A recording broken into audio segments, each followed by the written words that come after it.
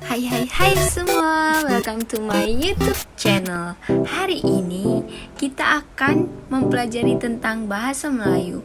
Sebelumnya, ada yang udah tahu bahasa Melayu belum ya? Kalau ada, komen dan like ya.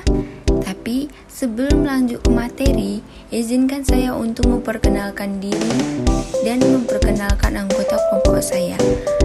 Saya sendiri Flora Renjrita Slalahi, dan presentator pertama Lim Susan, presentator kedua Bella Nova Hartanti, presentator terakhir yaitu Laskila Ferzianda. Merupakan materi tentang seputar bahasa Melayu, pengenalan dan keistimewaannya. Bahasa Melayu juga dikenal sebagai bahasa Malaysia, adalah bahasa yang digunakan di wilayah Nusantara dan Semenanjung Malaka. Bahasa ini memiliki daerah sebaran luas Indonesia seperti Provinsi Jambi, Sumatera Selatan, Bangka Belitung, DKI Jakarta, Lampung, Bandung, Bali, Ternate, Riau, Sumatera, Ambon, NTB, Manado, dan Kalimantan. Bahasa Melayu memiliki beberapa keistimewaan, salah satunya kekayaan kosakata yang dimilikinya. Bahasa Melayu memiliki pengembangan kosakata yang sangat luas yang menyebabkan kosakata bahasa ini menjadi kaya.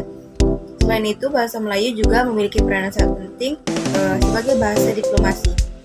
Pada masa lampau, bahasa Melayu digunakan oleh para raja Nusantara sebagai bahasa diplomasi dalam hubungan diplomatik dengan sesama mereka maupun dengan penguasa dan pelaku bisnis bangsa asing yang berhubungan dengan mereka.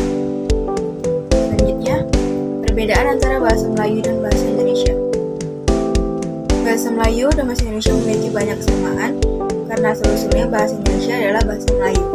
Namun, sejumlah perbedaan antara bahasa Melayu dan bahasa Indonesia adalah sebagai berikut. Yang pertama, namanya. Bahasa Melayu dinamakan bahasa Melayu, sedangkan bahasa Indonesia dinamakan bahasa Indonesia.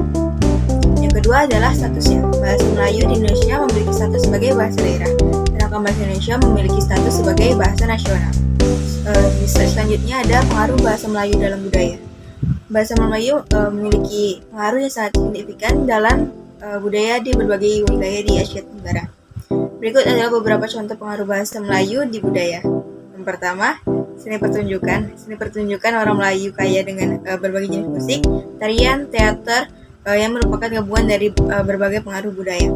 Jenis genre yang ada sangat beragam, mulai dari drama tari Melayu asli seperti Makyong hingga tari-tarian seperti Zapin. Koreografi gerakannya juga berbeda-beda, dari langkah dan talaan yang mudah seperti dalam dikir barat hingga gerakan yang lebih sulit seperti dalam joget gamelan. Selanjutnya akan dibacakan oleh presentator kedua.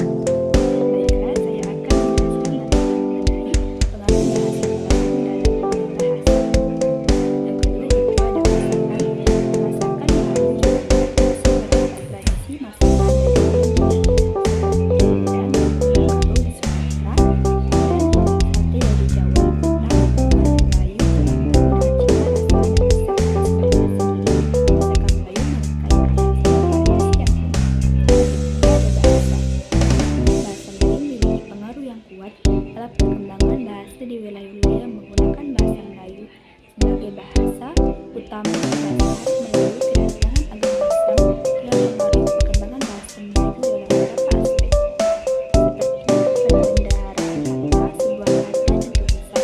Sebagian besar pembendaharaan bahasa Melayu menunjukkan kata-kata dari bahasa Arab. Islam juga memberikan dampak yang signifikan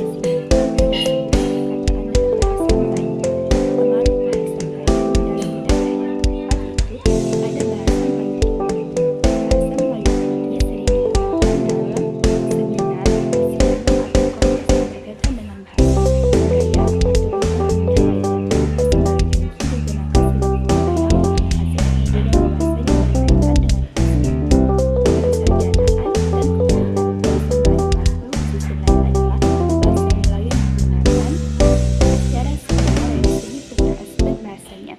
Pengaruh bahasa Melayu dalam terlihat dari berbagai aspek kehidupan masyarakat di wilayah yang menjadikan bahasa Melayu sebagai bahasa utama.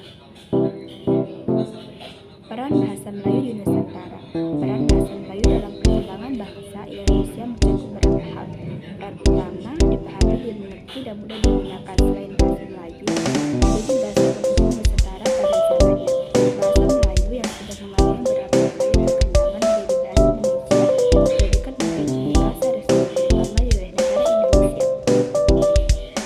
Indonesia tumbuh dan berkembang dari bahasa Melayu yang sejak zaman dulu sudah digunakan sebagai bahasa pertunjukan, bukan hanya di Kepulauan Nusantara, melainkan juga hampir di seluruh Asia Tenggara. Bahasa Melayu mulai dipakai di bahasa Asia Tenggara sejak abad ke-7.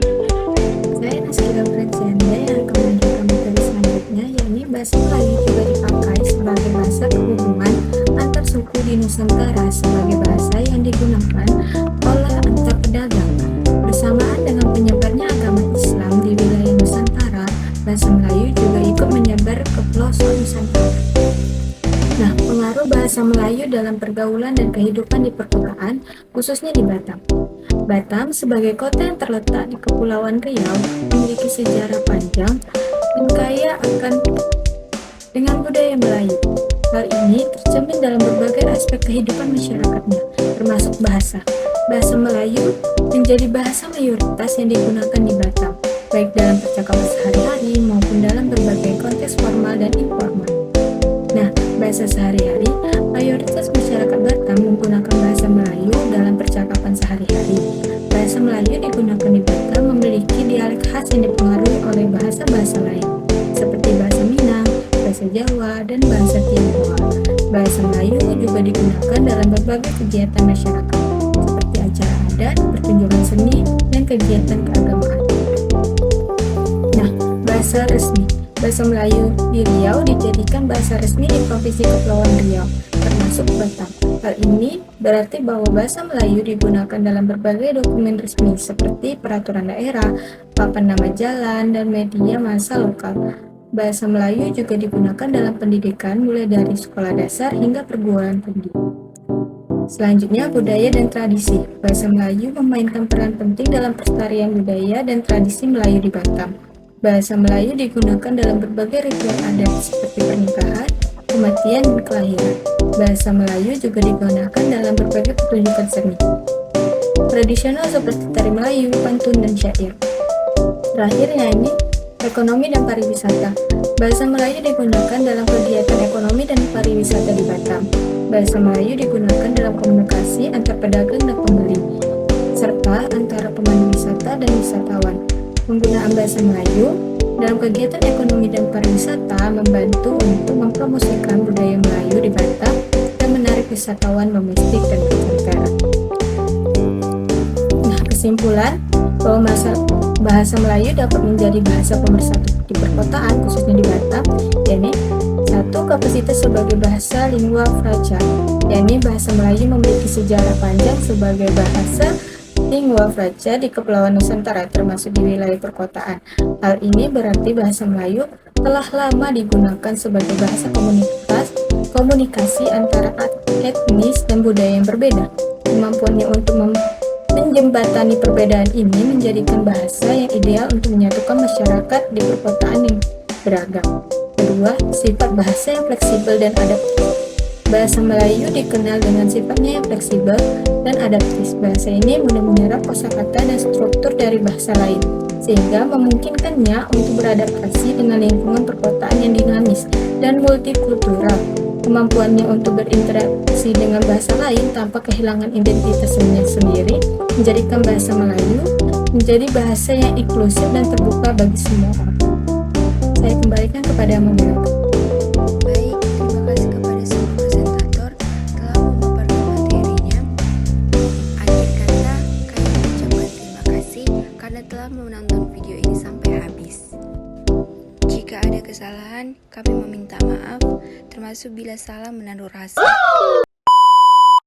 Thanks for watching ya, bye-bye.